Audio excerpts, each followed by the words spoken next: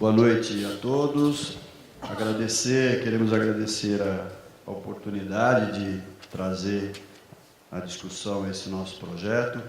O secretário Silvio Torres queria muito estar aqui, mas ele tinha compromissos já agendados, ele está no interior, ele tem aí uma agenda de recepção de prefeitos, das demandas do interior do Estado, então pediu que a gente estivesse aqui. Antes de entrar propriamente dita na nossa apresentação, eu preciso dizer o que é a Casa Paulista. Todos conhecem a CDHU, que é a Companhia de Desenvolvimento Habitacional do Estado de São Paulo, e a Secretaria de Habitação criou a Casa Paulista. O que é isso? O governador Geraldo Alckmin, desde a campanha, falava da criação do que ele denominou BNDES da habitação. O que era isso? Na verdade, era a intenção, ainda antes de ganhar a eleição, de implantar um sistema de fomento à habitação, a partir de um diagnóstico relativamente simples.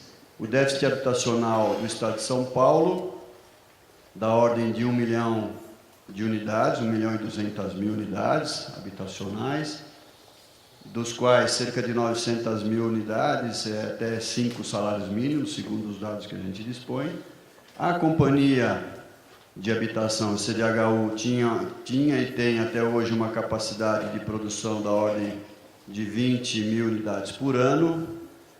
Fazendo uma conta singela também, a gente ia levar 50 anos para eliminar o déficit existente hoje, o que significava dizer que 2 gerações de famílias, de pessoas, de cidadãos paulistanos e paulistas estariam fora do atendimento. Daria para prometer um atendimento, quiçá para os netos dessa atual geração.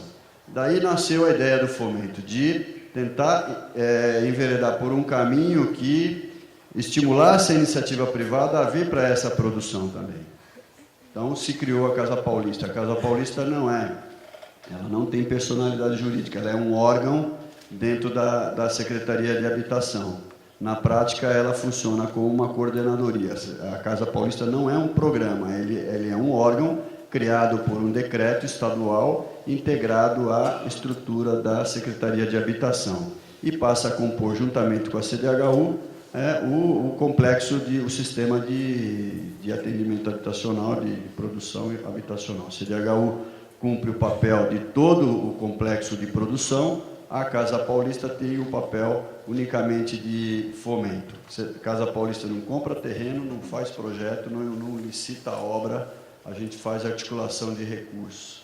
Com a criação da Casa Paulista, embora muita gente possa pensar, não houve nenhuma subtração dos recursos orçamentários da CDHU, muito ao contrário, nós conseguimos fazer com que o recurso de habitação fosse aumentado. Fala-se muito do 1% do ICMS, que na origem havia uma vinculação efetiva à Receita, depois isso caiu por uma declaração de inconstitucionalidade daquela lei que criou o ICMS, mas mesmo assim o Estado continuou como diretriz orçamentária a direcionar esses recursos para a habitação. Hoje, o recurso de habitação, se nós tomarmos o recurso de ICMS, a arrecadação de ICMS, cota a parte de Estado, que no orçamento deste ano é da ordem de 85 bilhões, como a gente vai ver, cerca de 2 bilhões, nós estamos falando perto de 1,5 bilhão de recursos do Tesouro.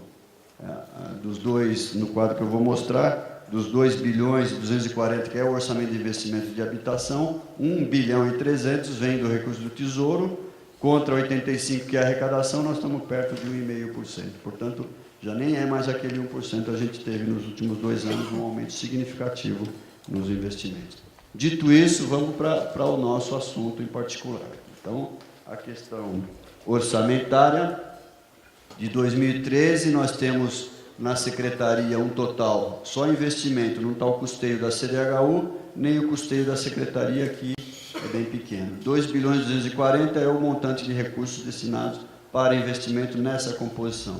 A Secretaria, que tem 60 milhões para investir, que tem lá o programa Cidade Legal, tem um outro programa denominado PEM, que é Programa de Melhorias Habitacionais, que se faz investimentos em conjuntos antigos da CDHU e recuperação de empreendimentos degradados. Casa Paulista tem aí quase 600 milhões de investimento, esse é o recurso com que a gente trabalha, que não tem nada a ver com a PPP, como a gente vai falar, e a CDHU tem 1 bilhão 590 entre recursos próprios e recursos do Tesouro.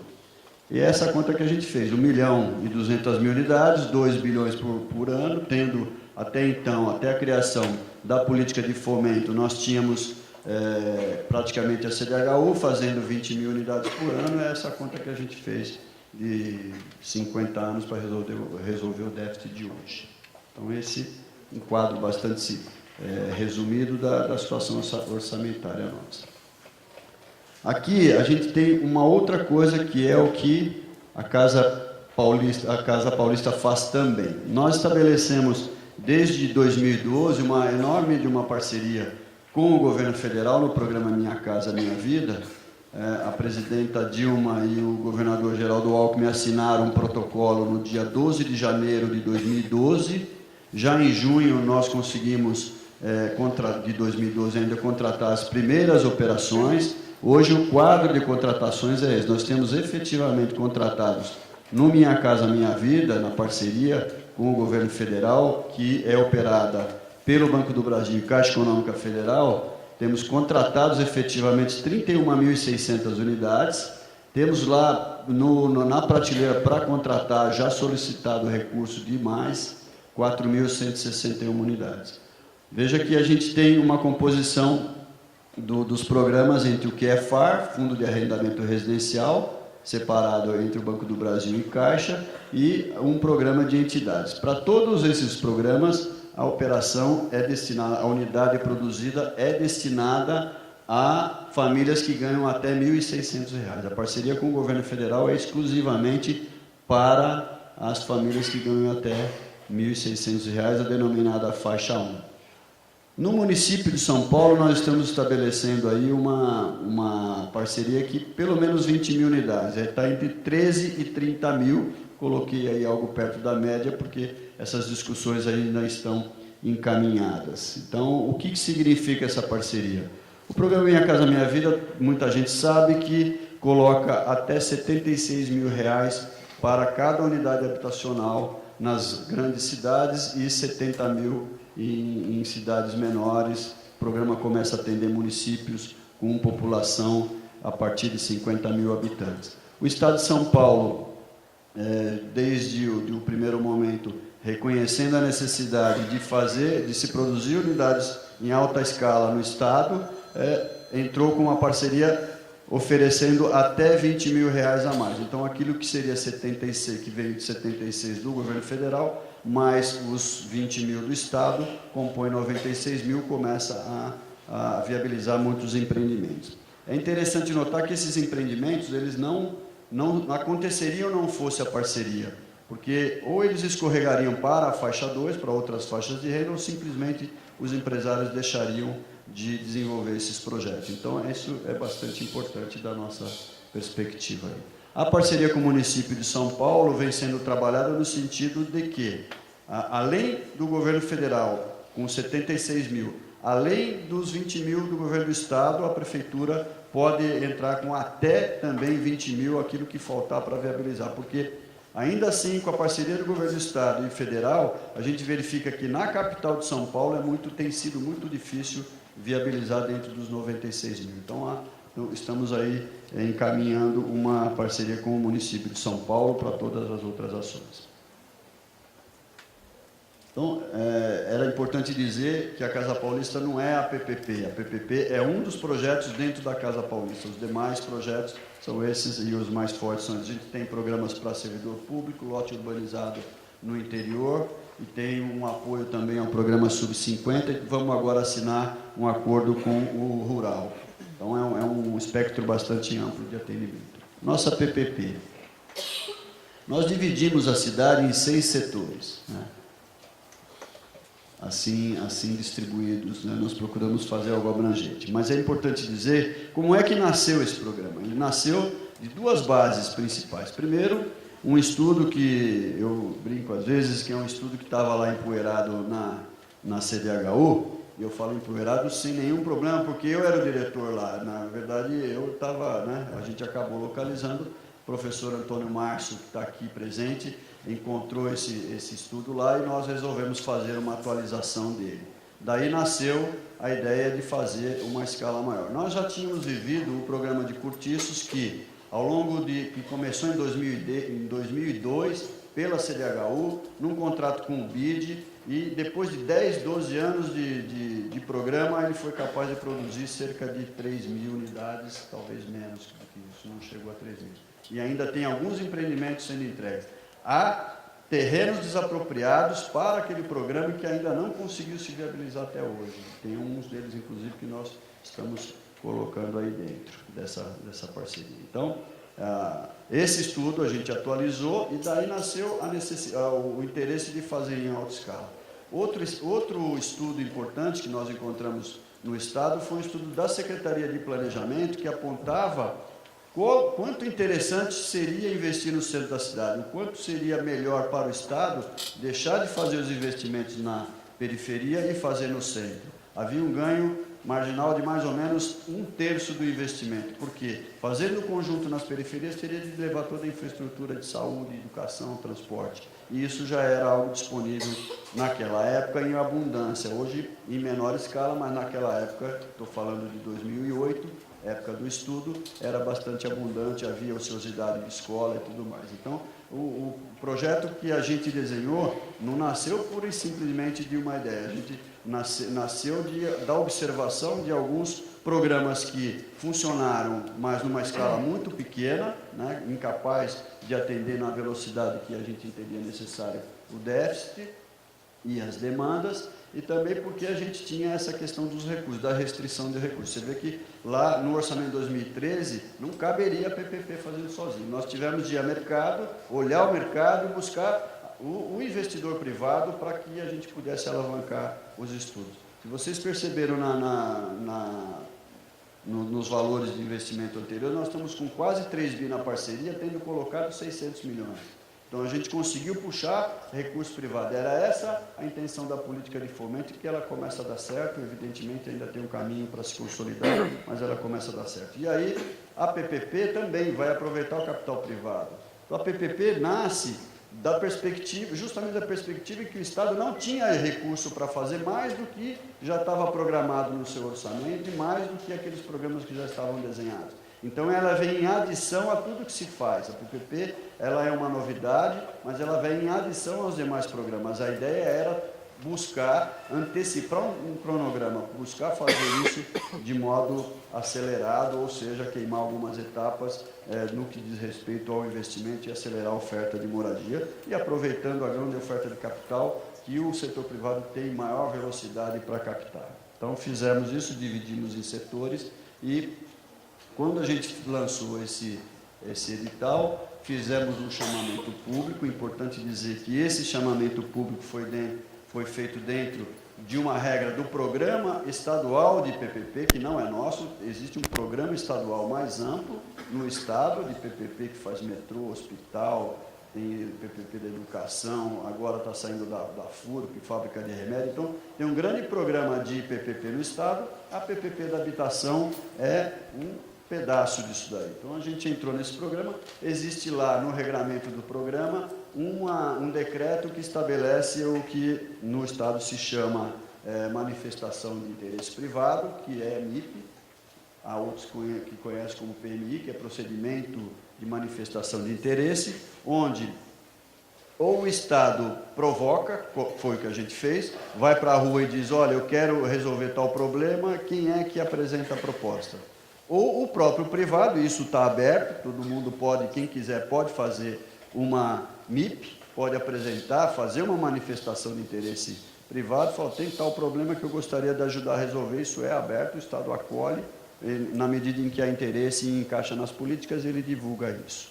Então, nós fizemos esse chamamento, foi publicado em abril de 2012, nós demos 120 dias para que apresentasse estudos, né? Esse chamamento foi feito não só por conta do decreto que assim estabelecia essa abertura, de receber as propostas, mas porque também a gente não tinha, da nossa parte, certeza exatamente do que fazer, do qual seria. E seria muito legítimo e oportuno que a gente recebesse do mercado as propostas. Lançamos essa MIP em 2012, em abril, portanto, aí já vai um ano, e nós recebemos 32 empresas que se cadastraram para apresentar os estudos. Das 32 empresas, ao final, 5, né, se mantiveram no processo e apresentaram propostas. Quem apresentou proposta das 5? Brookfield e Concremat, é um consórcio. Bairro Novo, que é uma empresa do grupo Odebrecht, que ela deixa de existir, agora a Bairro Novo vai entrar na Odebrecht Infraestrutura, houve uma mudança estrutural de organizacional. O consórcio Reviva, que é composto pela MPE e Impacto Gouveia, o escritório do professor Pedro Tadei, que apresentou proposta lá, e o Instituto Urben, né?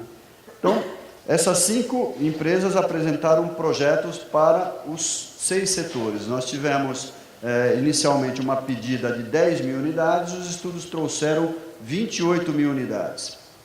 Claro que isso extrapolava demais o planejamento de médio e longo prazo de investimento do Estado, porque implicava ali os recursos do Tesouro para bancar a contraprestação. Tivemos de fazer uma mexida nisso, vínhamos trabalhando com uma hipótese de 16 mil unidades, quando então surge a Prefeitura no processo, já com a transição da gestão, e oferece a participação, que foi muito bem recebida, não só pelo dinheiro, mas também pela importância que a Prefeitura terá na ajuda de todo o processo e dos licenciamentos desses projetos. Então, foi muito bem-vinda. Nós pudemos, então, estávamos pensando nas 16 mil, quando a oferta da Prefeitura nos motivou a elevar esse número para 20 mil unidades habitacionais. A PPP, a gente sabe, mesmo sendo inédita essa quantidade, ela não vai resolver todos os problemas da cidade, ela pretende ser um elemento indutor de um processo novo, né, que possa aumentar a escala de oferta. Ela pretende, na verdade, trazer um mínimo, ela pretendeu, né, eu diria que até uma pretensão, não sei nem se seria a competência do Estado, talvez até mais do município, mas a gente se arvorou a pretender regular um pouco a ocupação da cidade, porque se deixasse apenas pela lógica de mercado, nada contra o mercado, a gente verificaria, a gente diagnosticou que haveria um afastamento da população de menor poder aquisitivo. É só verificar o que se implanta na cidade, a gente verifica que mesmo em áreas que teriam ali capacidade para absorver a habitação mais populares, hoje são implantados empreendimentos e a população mais pobre, que não tem acesso a crédito, não tem acesso a outras formas, acaba sendo afugentada desse processo. Então, nós temos sim a pretensão de tentar ajudar nesse controle e fazer a oferta de moradias que congregue todas as faixas de renda, né? Então, tem um pouco a composição do nosso projeto.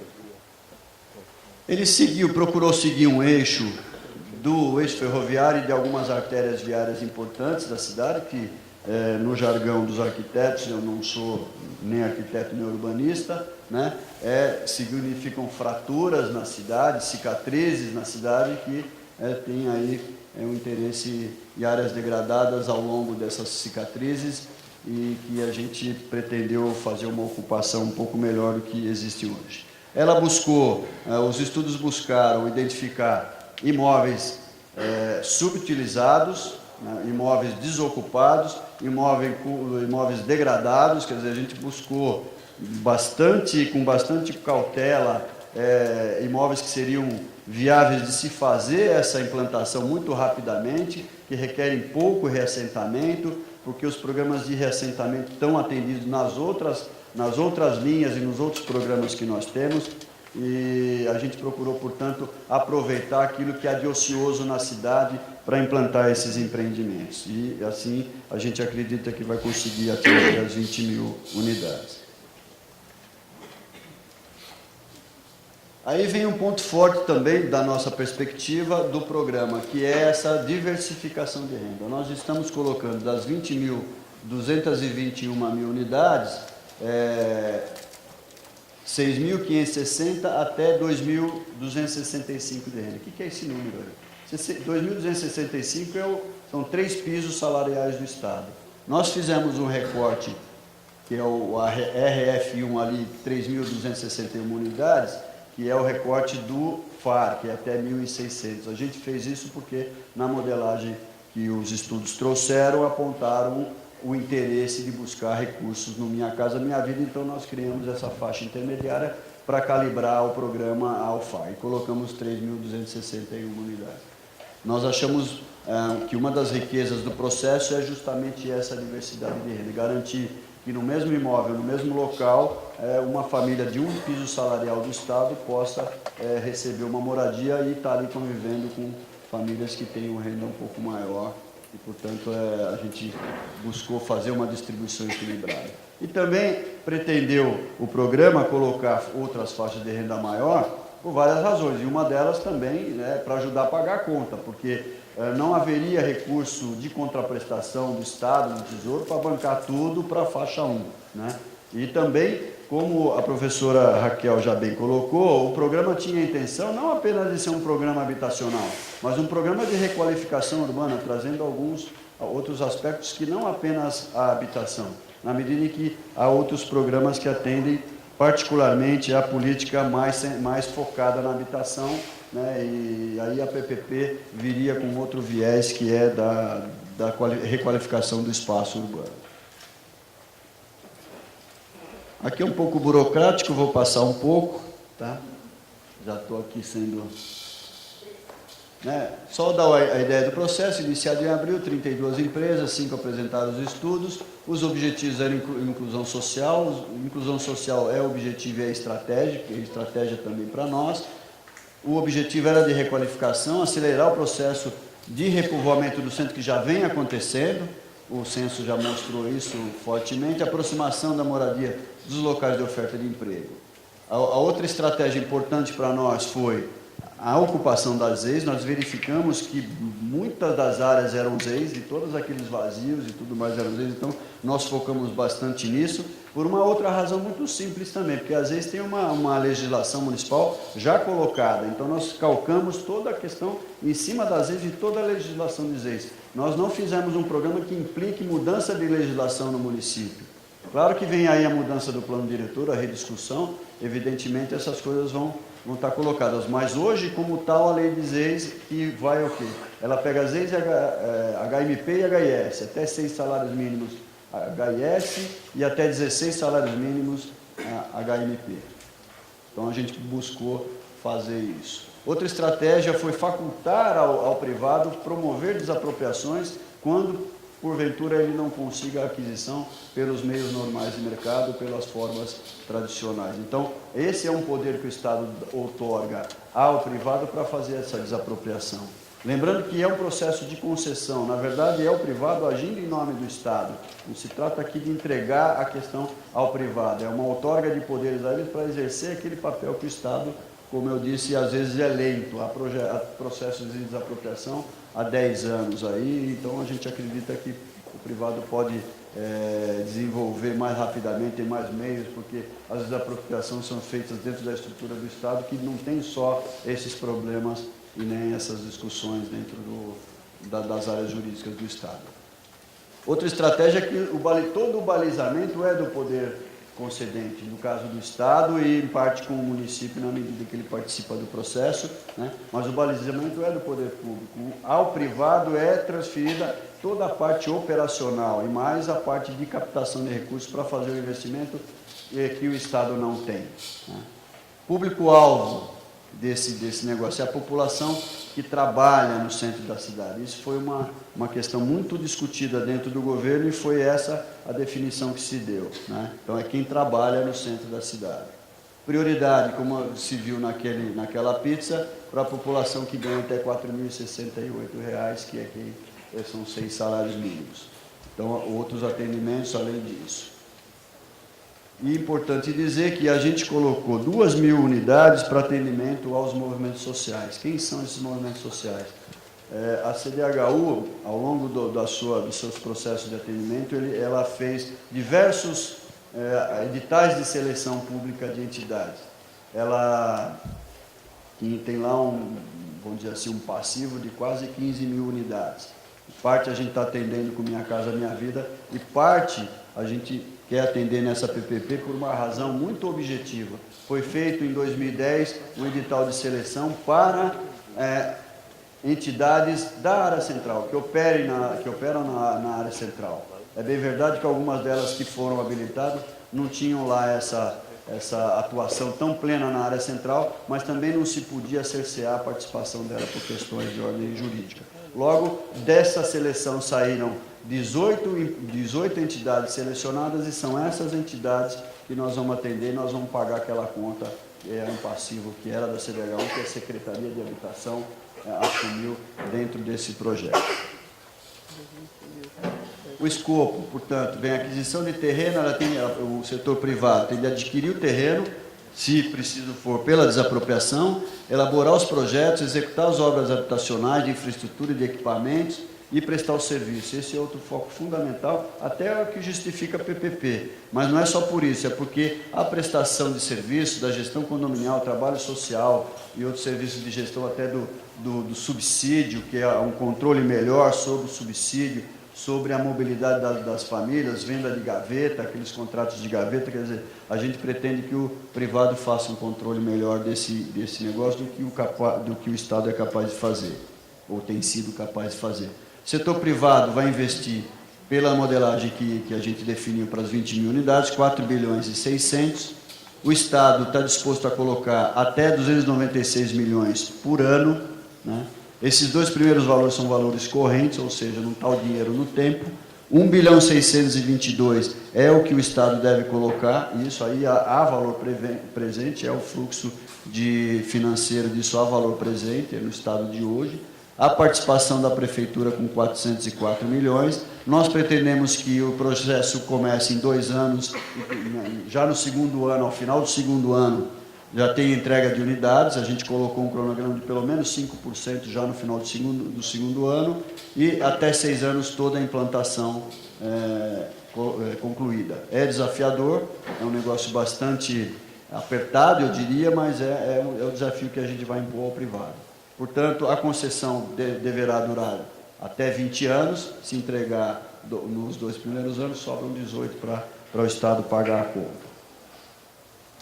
A oferta é mandatória de 20.221 unidades.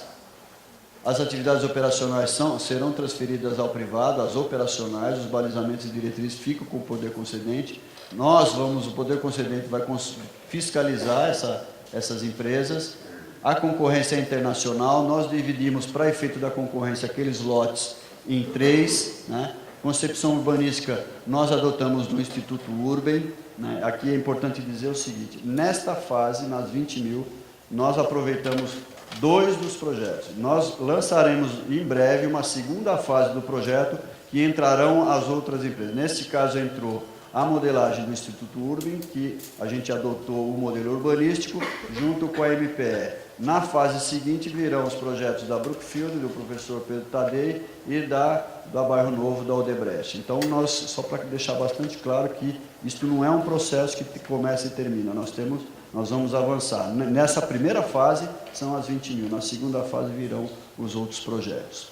A questão da concepção urbanística, o professor Milton vai apresentar. Serviço aqui eu vou passar rápido, porque quem pode concorrer não é só empresa, podem entrar fundos, né?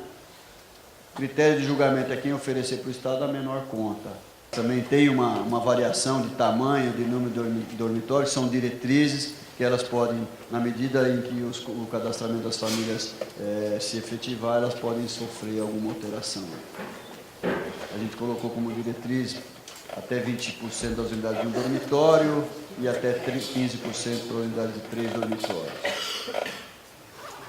Qual é o cronograma? Aí já terminando a apresentação, no dia 9 de junho termina a consulta pública. A consulta pública é um instrumento da maior importância. Está no nosso site, www.casapaulista.sp.gov.br. Lá vocês podem baixar o edital, todos os seus anexos, ter o espaço para fazer contribuição, oferecer aperfeiçoamentos, críticas, enfim, colocar lá a ajuda para a gente aperfeiçoar esse edital, até que o edital efetivo da licitação previsto para até o final de julho a gente consiga. Então, a gente acha da maior importância que vocês, os interessados, entrem nesse site nosso, conheçam o edital, leiam o edital e ofereçam as suas contribuições. É agora, como disse a professora Raquel, é o momento de oferecer as contribuições para que a gente possa aperfeiçoar esse modelo. O modelo urbanístico vai ser apresentado. Eu agradeço, eu só quero, faço questão de repetir aqui e agradecer ao professor Marcelo Romero, ao Milton Braga, a doutora Tereza Herling, que é a secretária adjunta da Secretaria de Desenvolvimento Urbano do município, professor Pedro Tadei, desta casa, a professora Raquel Ronick e a iniciativa de nos conclamar a essa discussão, a professora Helena Braga, chefe do departamento aqui, Eliana Vargas, perdão, a professora Marli Namur, que a gente trabalhou junto na CDHU, né, Marli? O professor, o arquiteto Altamir Tedeschi, que foi aluno aqui e hoje trabalha com a gente lá na Casa Paulista e é da CDHU. O professor Antônio Márcio, que foi um dos mentores aí desse processo. Está aqui Gabriel Galípolo, que é o consultor da FIP, que contribuiu para desenvolver a análise econômica do processo. Tá bom? E a professora Zucchini também, que foi mencionada aqui. Eu agradeço a todos a atenção e a paciência de ouvir. Boa tarde a todos. Muitos de vocês já me conhecem, eu sou professor aqui da casa e me conhecem como, além de professor da Universidade de São Paulo, um dos sócios do MMB Arquitetos.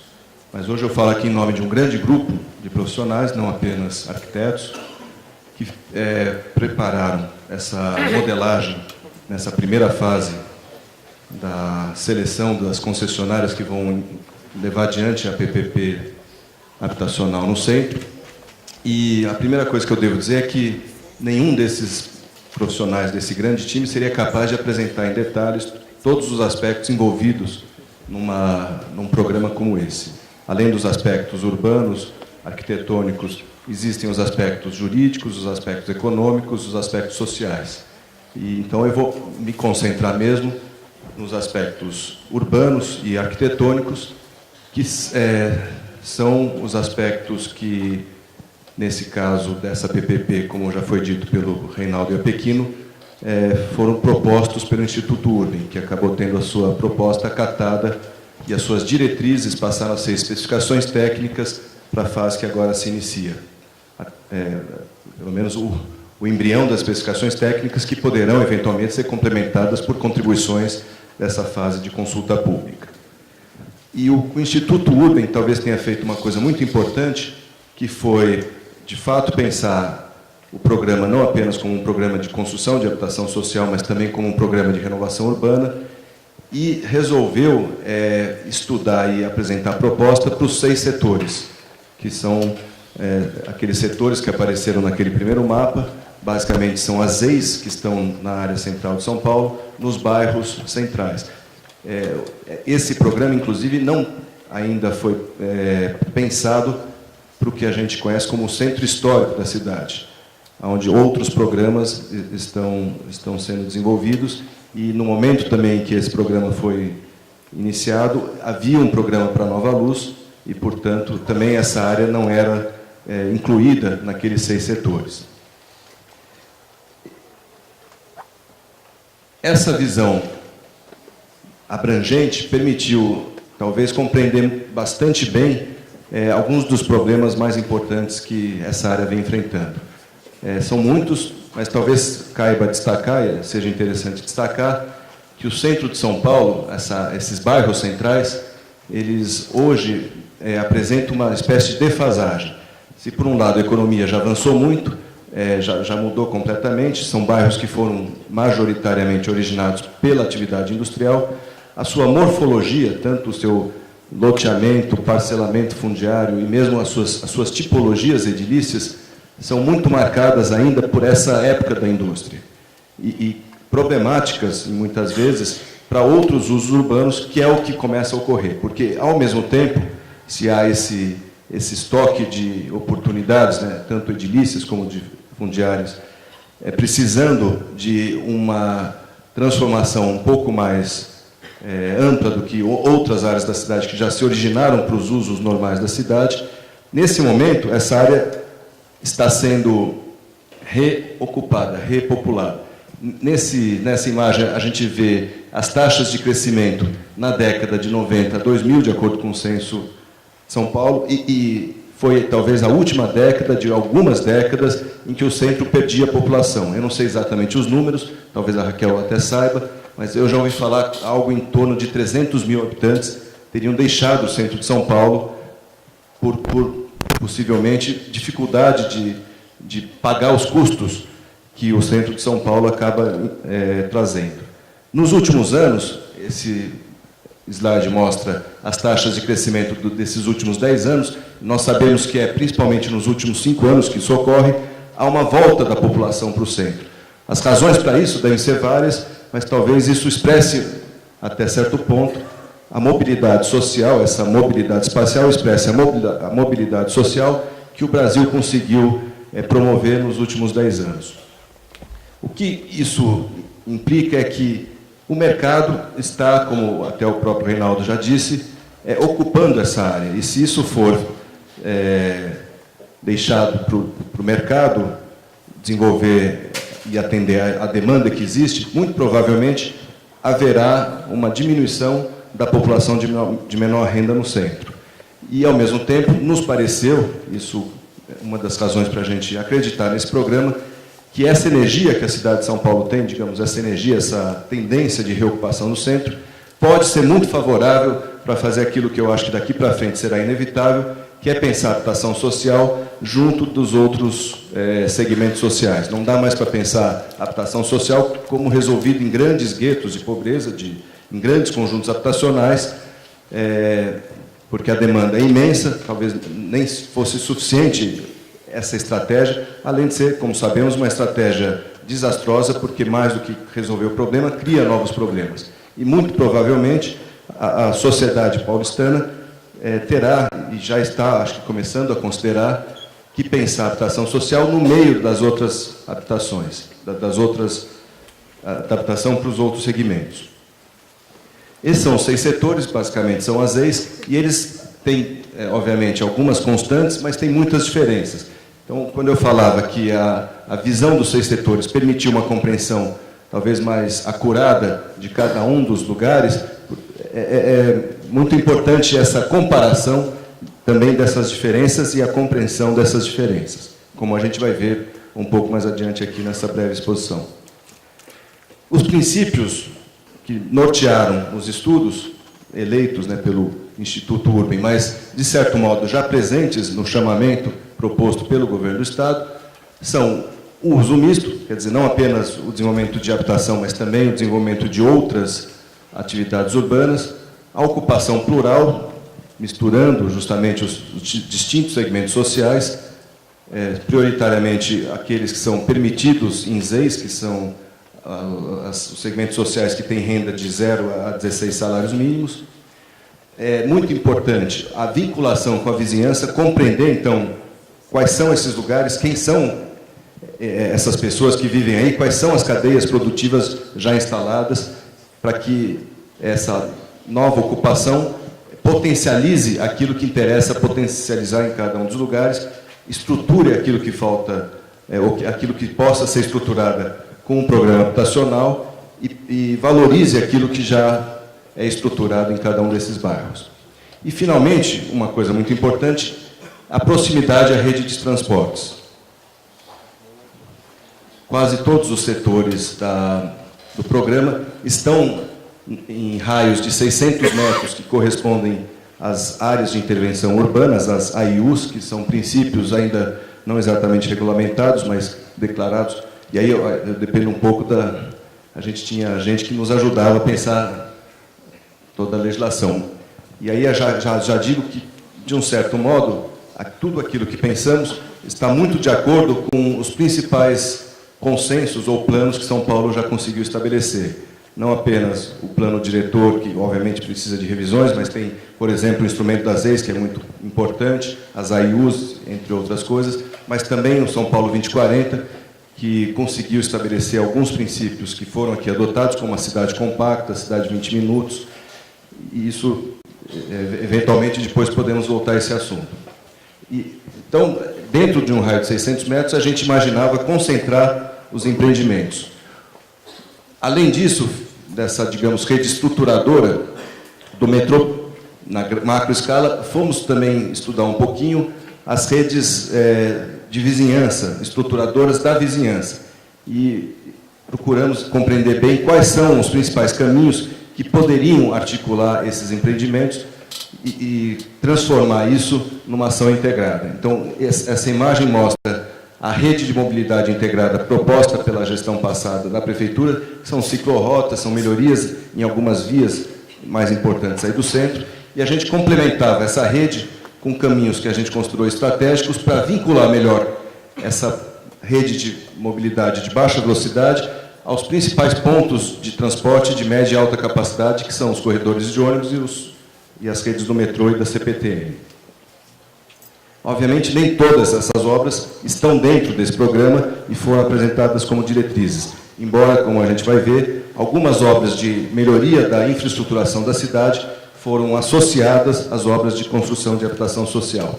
Do mesmo modo que a gente ficou tentando entender as redes estruturadoras, ficamos também estudando as redes integradoras, como se fala, inclusive, no plano diretor, dos equipamentos públicos e privados de serviços para a população. Uma coisa interessante notar nessa imagem é a assimetria que existe entre o Nordeste e o Sudoeste, que é histórica e é, talvez, uma das coisas que deveria ser diminuída e pode ser diminuída com um programa como esse de habitação social abrangente, quando visto de modo sistemático.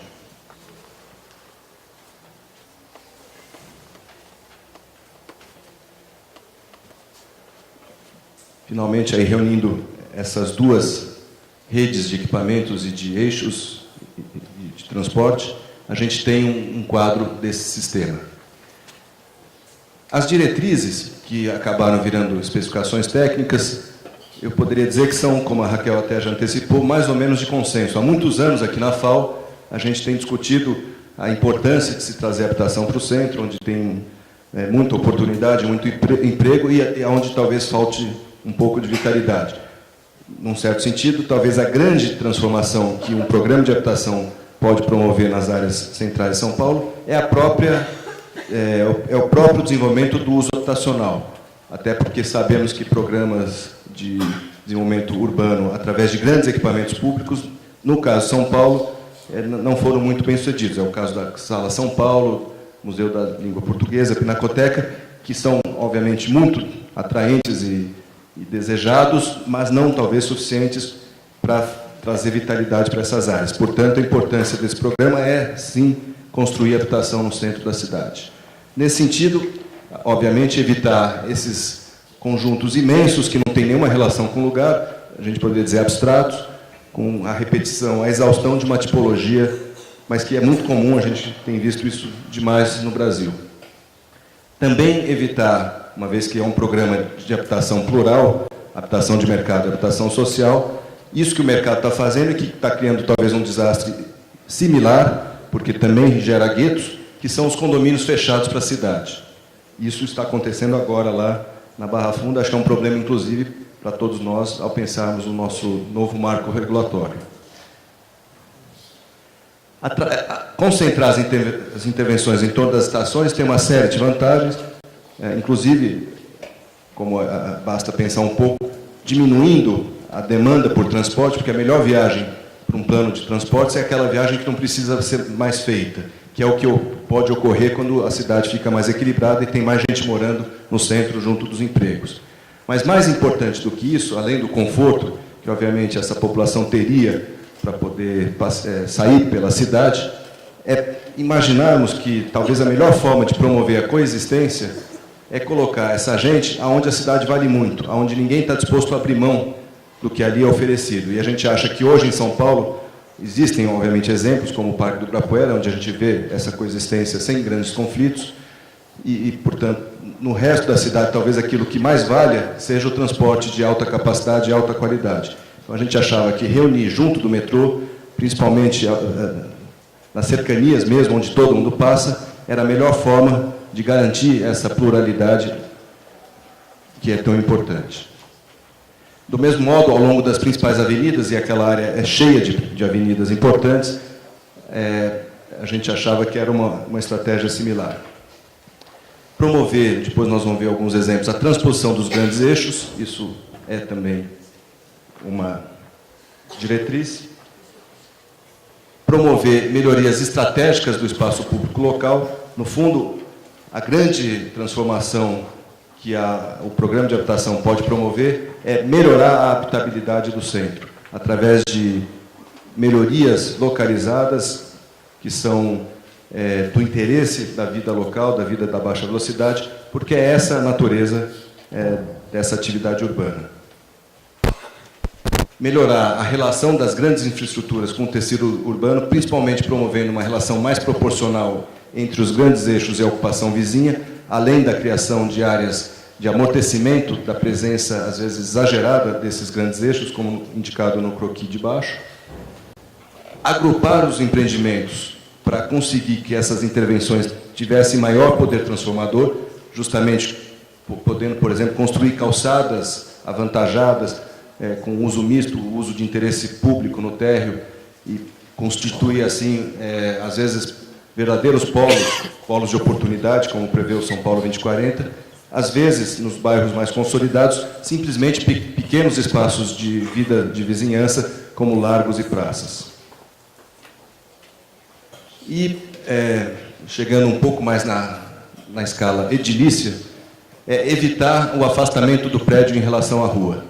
Então, abaixar, quer dizer, aumentar a ocupação, diminuir a altura, de modo a aproximar, tanto na altura como na implantação, os edifícios da rua.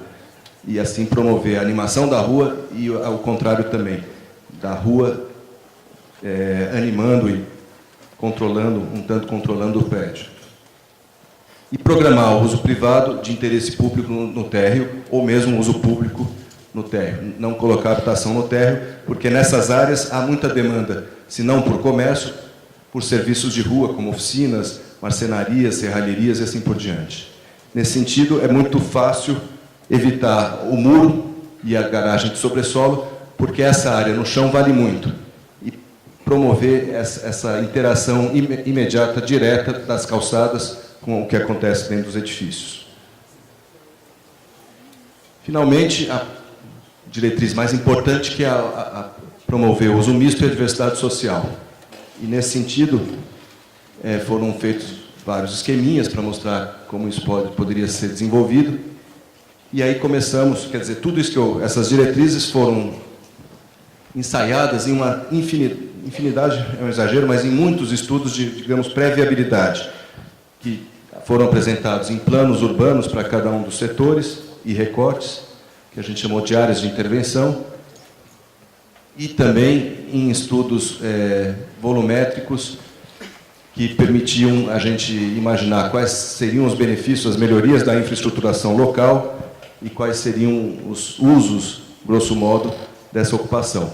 Há aqui uma imagem que mostra um princípio importante, que não foi ainda declarado, que é o de ter grande unidade urbana com os vizinhos e entre os próprios edifícios, e, ao mesmo tempo, grande diversidade arquitetônica, que cada um desses prédios, no caso aí é um empreendimento na Operação Urbana Centro, então os recursos não são obrigatórios, mas cada uma daquelas cores, além de ser um programa diferente, os amarelos são todos habitação, o vermelho é comércio, seriam edifícios feitos por arquitetos diferentes, com arquitetura diversa, dentro dessa uniformidade urbana garantida por uma certa regulação.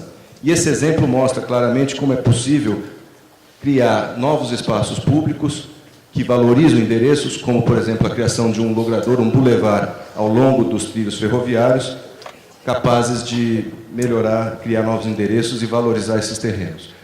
Esses são os estudos de pré-viabilidade de um dos setores, do setor A, eram 6 setores, quer dizer, foram feitos vários estudos que permitiram a formulação dessas ideias, que no fundo são ideias bastante consensuais. E mostrarei agora alguns exemplos, muito rapidamente. De novo, aí, a criação de um bulevar junto da via férrea. É possível, na operação urbana, fazer isso sem a perda de potencial construtivo. A regra permite, portanto, esses terrenos não são encarecidos por unidade, porque a gente constrói a mesma quantidade de unidade. O que estamos fazendo é, em vez de colocar a área livre dentro do condomínio, como se faz normalmente, estamos colocando na cidade, até porque a habitação social é melhor que isso seja mantido e construído e mantido socialmente. Do mesmo modo, em relação às grandes avenidas, a valorização dos polos mais ou menos esboçados, principalmente em torno das estações. Então, aproveitar a densificação que o programa permite para consolidar as estações como polos urbanos, promover a transposição das grandes barreiras, dos grandes eixos, através de espaços públicos, valorização das avenidas e, em alguns casos, por exemplo, aqui a gente nota claramente o Jardim da Luz, onde a cidade é muito mais concluída, intervenções muito mais delicadas. Talvez aí a gente possa dizer não da criação de novos polos, mas da criação de vínculos de vizinhança e pequenos espaços, com uma grande continuidade urbana com os vizinhos. Aqui, inclusive, na Bela Vista, onde há uma vida de bastante história, empreendimentos na altura, na proporção, na escala da vizinhança. E, basicamente, é isso. Acho que dá uma ideia do que propomos. Eu queria agradecer o convite. É uma honra representar aqui o prefeito Fernando Haddad nesse evento, na escola onde eu me formei, porque foi aqui que eu aprendi que a formulação da política, da ocupação do território, ela é absolutamente política. E hoje, passados alguns anos desse período de formação absolutamente fundamental, a gente consegue ver a importância que essa formação teve para a presença agora como formuladora de política pública no município de São Paulo. O que vem dessa história que vale a pena ressaltar nesse momento aqui para essa discussão sobre habitação na área central? Vem o fato de que se nós formos olhar para trás e vermos das vidas passadas, o que a gente construiu, como a gente chegou até aqui, como que essas EIs foram formadas, a gente vai ver que essas EIs foram formadas através de uma longa luta dos movimentos de moradia para se marcarem a sua presença, para, enfim, garantirem o seu direito à moradia na área central da cidade. Às vezes, eu tive a felicidade de trabalhar também no governo da Marta Suplicy, na época em que a gente estava formulando o plano diretor, e a formulação das EIs 3 foi feita a partir de um reconhecimento de toda a história dos movimentos sociais de moradia. Eles foram os grandes parceiros, os grandes formuladores dessa política. E o que isso quer dizer? Quer dizer que, para garantir esse direito não veio fácil, né? Ele veio com luta, ele veio com ocupação de prédio, ele veio com uma grande luta por formular o Estatuto da Cidade, ele veio com uma grande luta para garantir que as EIs, depois de 20 anos, elas fossem gravadas no território, no plano diretor, e elas foram muito importantes, inclusive, no caso, a gente tem as EIs 3 da Nova Luz, da chamada Nova Luz, como um grande instrumento de resistência a formulações que não venham no sentido de garantir a permanência da população que está ali morando há tantos anos. O que isso tem a ver com essa discussão de hoje? Tem tudo a ver por quê? Porque a gente está num momento muito interessante da vida pública, a meu ver, né? Nós entendemos que apesar de toda essa luta, apesar de toda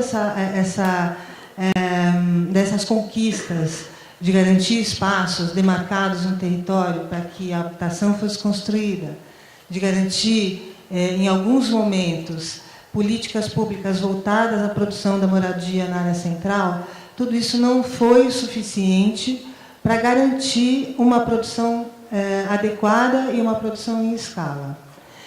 A Prefeitura hoje tem enfrentado já há alguns anos, em decorrência de uma dívida impagável, uma incapacidade de investir, né? É uma luta do prefeito junto ao governo federal, mas não é uma luta isolada, mas, enfim, é uma luta da Prefeitura que a gente consiga fazer a renegociação da dívida, consiga recuperar a capacidade de investimento, que a gente não tem hoje, e, portanto, a gente está numa encruzilhada que, a meu ver, é muito positiva.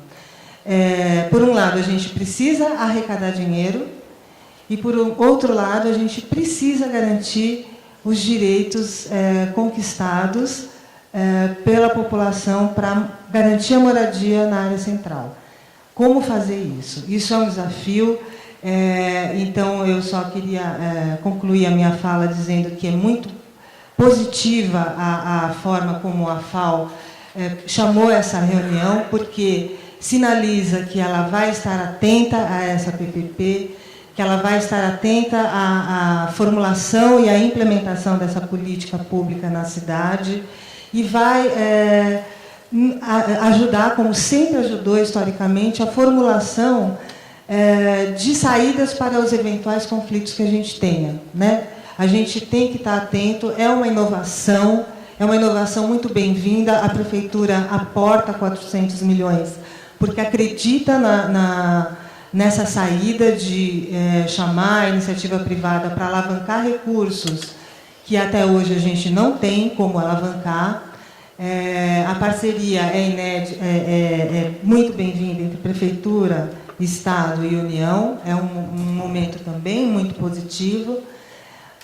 Mas os desafios estão aí. Como que a gente garante que esse grande empreendimento, que é um empreendimento que vem de um concerto importante entre os 3 níveis de governo, que ela se consolide como uma alternativa de produção de larga escala, com garantia dos direitos adquiridos dessa população, através da formação dos conselhos gestores, da participação nas decisões e, enfim, que a gente consiga realmente dar uma resposta em escala a esse grande desafio que é morar no centro.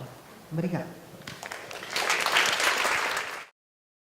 Só lembrando e talvez esclarecendo, tem alguns alunos nossos que estão começando a trabalhar com a área de planejamento urbano aqui, tem vários, inclusive, explicando que, para aqueles que não entenderam o modelo de atuação da PPP, e aí eu peço que me corrijam se estou certa, eu vou tentar traduzir muito rapidamente. Perímetros da cidade, que hoje, demarcados naquele mapa, dos quais fazem parte, em todos eles, zonas especiais de interesse social que já estão demarcadas no plano diretor, no zoneamento de São Paulo, mas isso é mais do que às vezes, não apenas zonas especiais de interesse social, mas também áreas, perímetros que hoje estão, em tese, subutilizados ou vazios, ou dentro deles existem áreas subutilizadas ou vazios, vão ser concedidos, através de um processo licitatório, para empresas privadas, que podem ser fundos de investimento ou instituições financeiras também, não necessariamente empresas operadoras ou construtoras ou empreiteiras, mas também podem ser isso, ou a combinação disso, para que essas empresas, ao conceder isso, essas empresas vão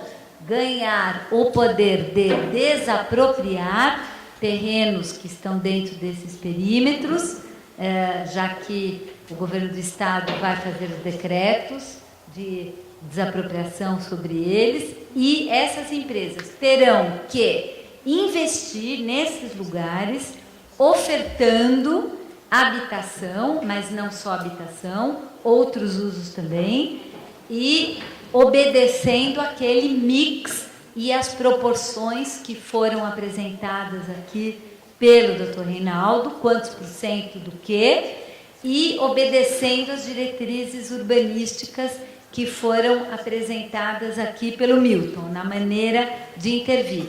E vão receber, ou seja, as empresas vão investir seus recursos próprios para fazer isso e vão receber uma contraprestação, né, mensal, anual, pelo que eu entendi, por habitação que for produzida, que for entregue.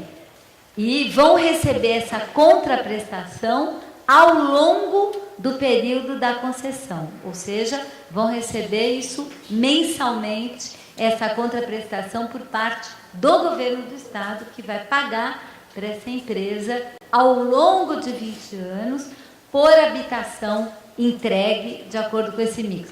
Tá certo? Então tá. Então, acho que isso coloca um pouco qual é a proposta do mecanismo que foi proposto aqui para se produzir essa PPP.